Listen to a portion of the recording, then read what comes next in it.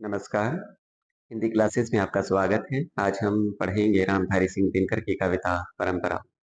इससे पहले हमने रामधारी सिंह दिनकर जी की एक कविता चाँद और कवि पढ़ी थी। उस कविता की भांति यह कविता भी इनकी परंपरागत लेखन शैली से ज़रा हटकर है। जब आप इस कविता को पढ़ेंगे तो स्वयं लक्षित करेंगे कि यह कविता भाव और शिल्प दोनों ही दृष्टिकोण से उनकी परंपरागत काव्य लेखन शैली से ज़रा हटकर है। चलिए शुरू करते हैं आज की इस कविता को। परंपरा को अंधी लाठी से मत पीटो, इसमें बहुत कुछ है जो जीवित है, जीवनदायक है, जैसे भी हो ध्वंस से बचा रखने के लायक है। इन आरंभिक पंक्तियों को पढ़कर ही हमें इस बात का आभास हो जाता है कि इस कविता के माध्यम से कवि क्या कहना चाहते हैं।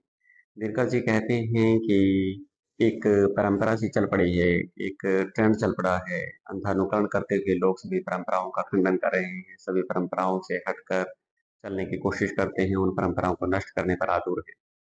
तो रामधारी सिंह दिनकर जी एक स्पष्ट निवेदन करते हैं और कहते हैं कि अंधानुकरण करते हुए बिना बुद्धि का प्रयोग किए अगर हम सभी परंपराओं को गलत मानते हुए उन्हें नष्ट करने के लिए आतुर हैं, तो यह एक अच्छी बात नहीं है। ऐसी बहुत सी परंपराएं हैं जो अभी जीवित हैं, हमारे लिए जीवनदायक हैं, हमारे लिए लाभदायक हैं। उन परंपराओं में बहुत कुछ है जो आज भी हमें कुछ प्रेरणा प्रदान करता है या हमारे जीवन में कुछ नया कुछ सुखद जोड़ता है। ऐसी सभी परंपराओं को ध्वंस से बचाने की आवश्यकता है। पानी का छिछला होकर समतल में दौड़ना यह क्रांति का नाम है, लेकिन घाट बांधकर पानी को गहरा बनाना यह परंपरा का काम है। अब क्रांति और परंपरा, वास्तव में देखा जाए तो इस पूरी कविता में इन्हीं दो जो अवधारणाएं हैं, इन दोनों अवधारणाओं पर बात की जा रही है। क्रांति का क्या अर्थ है? रामधारी सिंह दिनकर जी कहते हैं कि जब पानी छिछला होकर, उथला होकर अर्थात कम गहरा होकर जब समतल में दौड़ता है, तो बड़ी तेज गति से बहता हुआ चलता है। तब वह अपने आसपास के कगारों को भी तोड़ डालता है, तब इस अवस्था को हम क्रांति कहते हैं। लेकिन जब दो पहले से निश्चित घाटों के बीच में से पानी एक बड़ी मर्यादा के साथ बहता है, तो वह परंपरा है। तो परंपरा और क्रांति के अंतर को समझाते हुए रामधारी सिंह दिनकर जी ने कहा है कि जब समतल में पानी छिछला होकर दौड़ता है, अपने आसपास के तटों को, कगारों को तोड़ देता है और निर्बाध रूप से बहता है, तो वह क्रांति है। लेकिन जब वह घाट बांधकर, गहरा होकर, धीमे-धीमे, मर्यादित रूप से बहता है, तो वह परंपरा है। परंपरा और क्रांति में संघर्ष चलने दो, आग लगी है तो सूखी टहनियों को जलने दो। दिनकर जी कहते हैं कि परंपरा और क्रांति में संघर्ष चल रहा है और इस संघर्ष को चलने देना चाहिए। आज अगर क्रांति की आग लगी है, एक बदलाव का दौर चल रहा है, तो इस क्रांति की आग में जो सूखी टहनियाँ हैं, अगर वो जलती हैं तो उन्हें जल जाने दो। यहाँ पर सूखी टहनियों से अभिप्राय उन सभी परंपराओं से है, जो परंपराएं आज हमारे किसी काम की नहीं रही। समय बदलता है तो समय के बदलने के साथ बहुत सी परंपराएं हमारे लिए निरर्थक हो जाती हैं।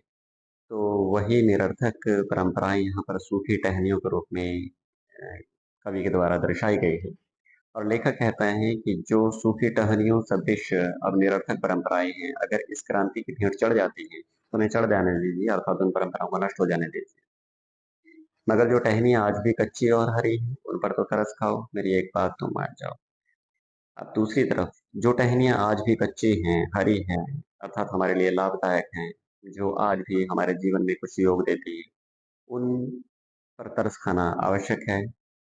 अर्थात उन परंपराओं को बचाने की यहाँ पर एक पुरजोर अपील की है रामधारी सिंह दिनकर जी ने। तो दिनकर जी कहते हैं कि जो परंपराएं आज भी हमारे लिए सार्थक हैं, जो हमारे लिए आज भी उपयोगी हैं, वास्तव में वो कच्ची और हरी टहनियों की तरह हैं और कच्ची और हरी टहनियों को हम कभी नहीं काटते।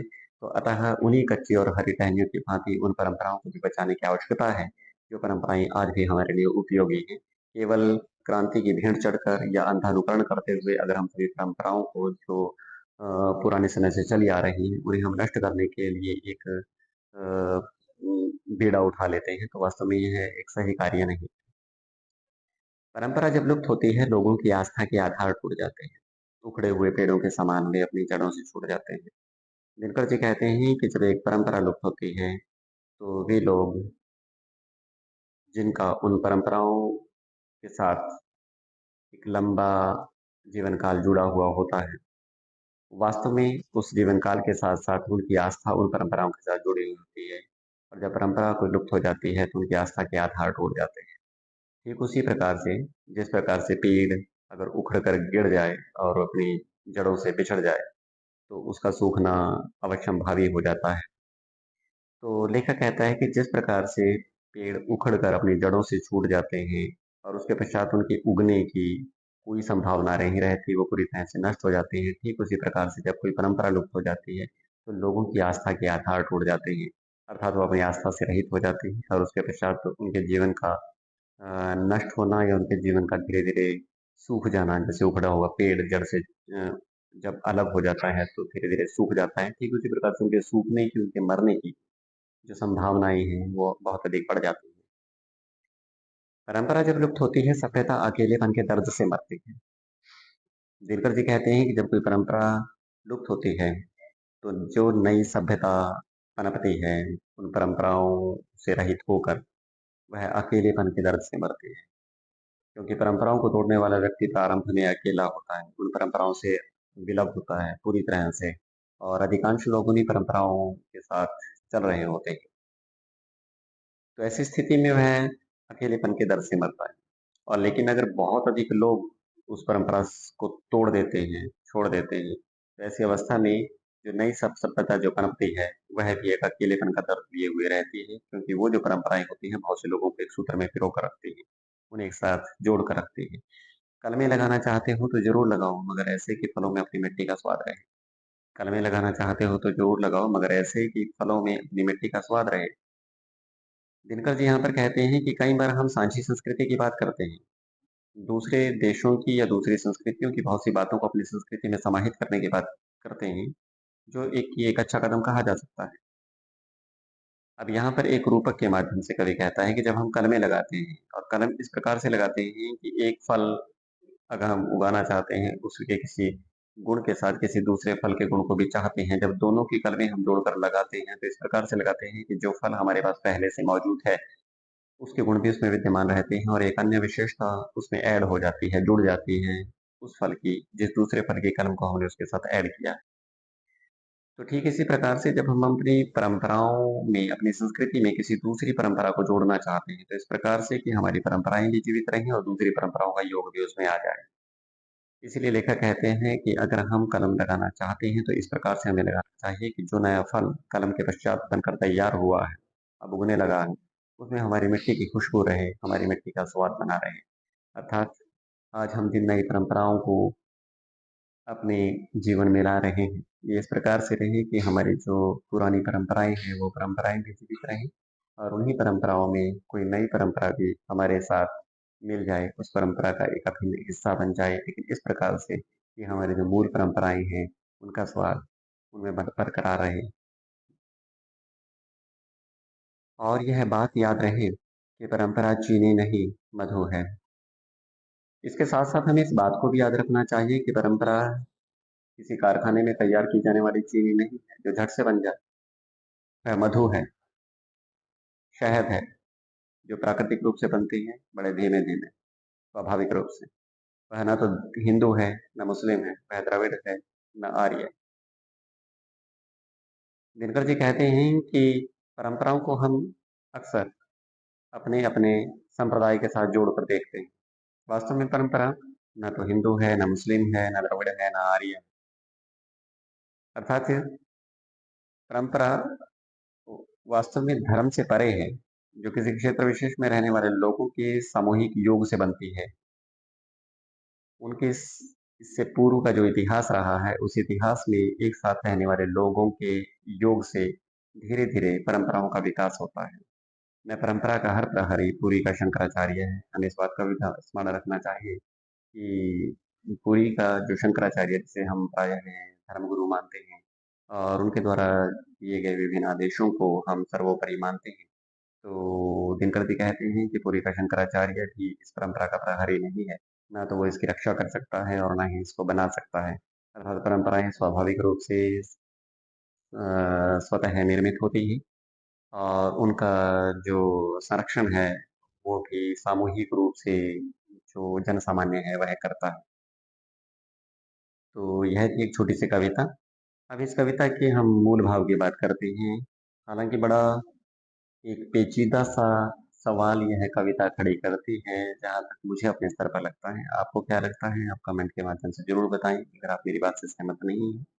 स्वागत रहेगा आपका। मुझे लगता है कि रामधारी सिंह दिनकर जी की यह जो सोच है, यहाँ पर आंशिक रूप से सही है और आंशिक रूप से मुझे लगता है कि यह समय के अनुकूल नहीं।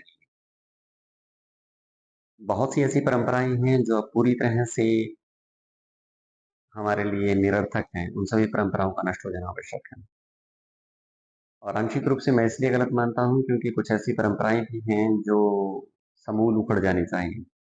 और कवि का यह कहना कि हमारी मिट्टी की खुशबू उसमें बरकरार रहे, सही हो सकता है।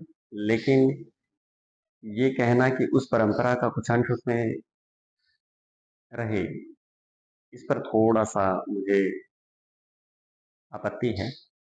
मुझे लगता है कि जब कुछ नई परंपराएँ आती हैं, भले ही वो दुनिया के किसी दूसरे कोने से आएँ, जिससे हमारा कहीं कोई दूर-दूर तक कोई संपर्क नज़र नहीं आता।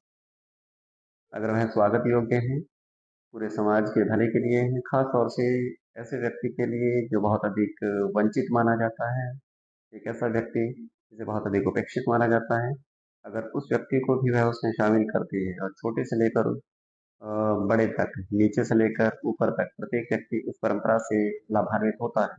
तो ऐसी स्थिति में उस परंपरा का स्वागत है, भले ही हमारी परंपरा पूरी तरह से जड़ के साथ उखड़ जाए। तो और भी ऐसे बहुत से पद थे जिनके ऊपर मुझे लगता है कि आपत्ति हो सकती थी।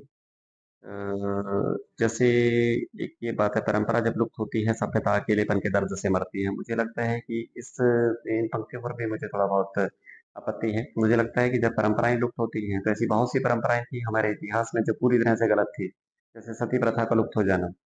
सती प्रथा को लुप्त हो जाना, कन्या वध ये एक ऐसी प्रथा कही जा सकती है। दहेज प्रथा एक बहुत बड़ा अमानुषिक प्रथा है जो आज हमारे समाज में चल रही है। खास तौर से चलिए हम सती प्रथा की बात करते हैं, जिसे किसी भी स्तर पर कोई भी व्यक्ति तर्क के माध्यम से सही नहीं ठहरा पाएगा।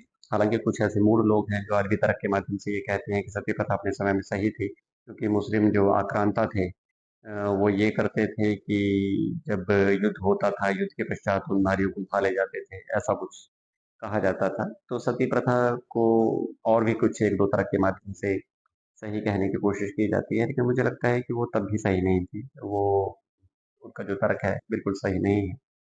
क्योंकि महाभारत काल में भी हमें एक देखने को मिलता है कि जब पांडु का देहांत होता है, तो माद्री उसके साथ सती होती है। तो निश्चित रूप से महाभारत का जो सही काल है, इतिहास के दृष्टिकोण से अभी भी पूरी तरह से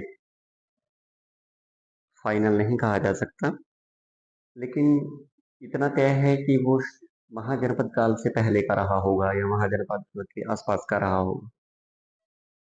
तो उस समय की भी अगर हम बात करें तो मुस्लिम आक्रांता कहीं दूर-दूर तक नज़र नहीं आते, लेकिन तब भी सती प्रथा विद्यमान थी। तो चलिए वो एक दूसरी बात है, हम बात करते हैं कि परंपरा जब लुप्त होती है, सभ्यता अकेलेपन के दर्द से रोती है। जब ऐसी परंपराएँ जो गलत परंपराएँ थी, जब वो लुप्त होती हैं, तो सभ्यता अकेलेपन के दर्द से नहीं मरती, बल्कि मरता है वह समाज, वे लोग जो उन गलत परंपराओं की पैरवी करती हैं। तो ऐसी बहुत सी बातें हैं जिनसे मैं सहमत नहीं था। बाकी जिन बातों से मैं सहमत हूँ, अधिकांश बातों से मैं उनके सहमत हूँ, वो यही है कि जो परंपराएँ अच्छी हैं, वो बचाने योग्य हैं। मैं स्वागत करता हूँ उनकी इस बात का, इस बात से सहमत हूँ। और परंपरा हिंदू, मुस्लिम, सिख, ईसाई, द्रविड़, आर्य ना किसी क्षेत्र विशेष से, हिंदू, मुस्लिम वगैरह से किसी से उसका कोई संपर्क नहीं है, कोई संबंध नहीं है, माफ़ करना, और धर्म से परे है। वास्तव में किसी क्षेत्र में रहने वाले सभी लोगों के योग से, उनकी जीवन शैली से नई परंपराओं का निर्माण होता है। ठीक इसी प्रकार से किसी धर्म का जो गुरु है, जो तथाकथित गुरु है, अगर वह गुरु किसी परंपरा का श्रेणेश करता है या किसी की उन्नति के लिए प्रयास करता है या किसी के संरक्षण का प्रयास करता है, वह सब निराधार है। वास्तव में परंपराओं का निर्माण जनसामान्य करता है, उनका संरक्षण भी अगर करेगा तो जनसामान्य करेगा। अगर उन्हें लगेगा कि परंपराएँ उनके लिए अब अनुपयोगी हो चुकी हैं, तो उनका क्षरण भी वो स्वयं करेगा। तो इस बात से मैं पूरी तरह से सहमत हूँ। तो आशा है यह कविता आपको अच्छे से समझ में आई होगी। मेरे अंत में जो टिप्पणी की गई है, उस टिप्पणी पर बहुत से लोगों को ऐतराज़ हो सकता है। अगर है, तो अगर आप अच्छे से तर्क के माध्यम से कमेंट में बताएँगे, तो आपका स्वागत रहेगा। धन्यवाद।